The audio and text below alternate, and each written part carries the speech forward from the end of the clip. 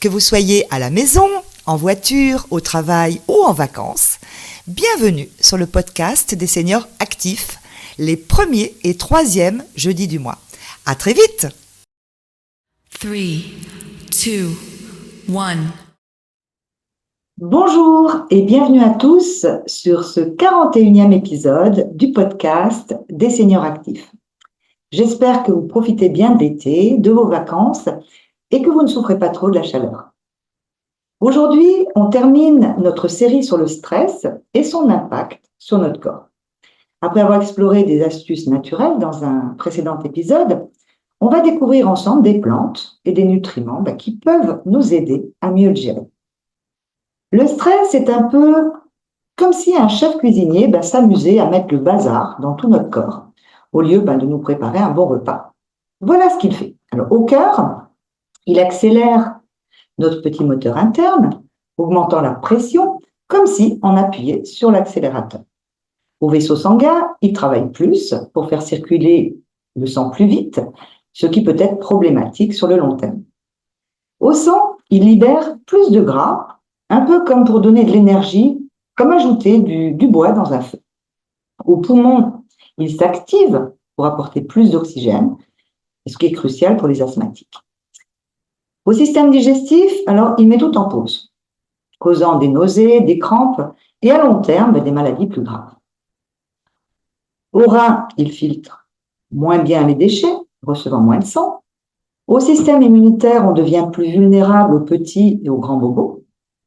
Au système reproducteur, il peut baisser la libido et aggraver les symptômes prémenstruels, les symptômes de la ménopause. Au foie, il libère plus de sucre, il augmente le cholestérol. Au cerveau, on a du mal à se concentrer, à se souvenir et à réfléchir clairement. Au nerf, le stress peut nous rendre anxieux, déprimés, paniqués et même perturber notre sommeil. Quand le stress s'installe durablement et qu'on ne le gère pas au quotidien, il peut vraiment affecter notre santé. Ça va causer des problèmes digestifs, des problèmes cardiovasculaires, des problèmes cutanés et même des infections récurrentes comme l'herpès. Même s'il n'est pas toujours directement lié à certains cancers ou maladies auto-immunes, il peut y contribuer. Alors pour aider notre corps à gérer, on peut dire ce chaos, oui, tous les organes sont touchés, on peut se tourner vers certains compléments alimentaires. Alors c'est un peu complexe pour s'y retrouver dans cette jungle de produits anti-stress qui sont présents sur le marché. En cas de stress chronique, pensez déjà à la mélisse avec du griffonia, accompagné de vitamines du groupe B, les vitamines du système nerveux, du magnésium, aussi pour le système nerveux, et du zinc pour la concentration. Parmi les plantes adaptogènes, on trouve le rhodolia et le ginseng, qui sont d'excellents adaptogènes pour s'adapter au stress. Alors, j'ai conseillé ces compléments alimentaires pendant 30 ans, en pharmacie, en parapharmacie. Alors, je suis là pour vous guider, pour ceux qui veulent des conseils.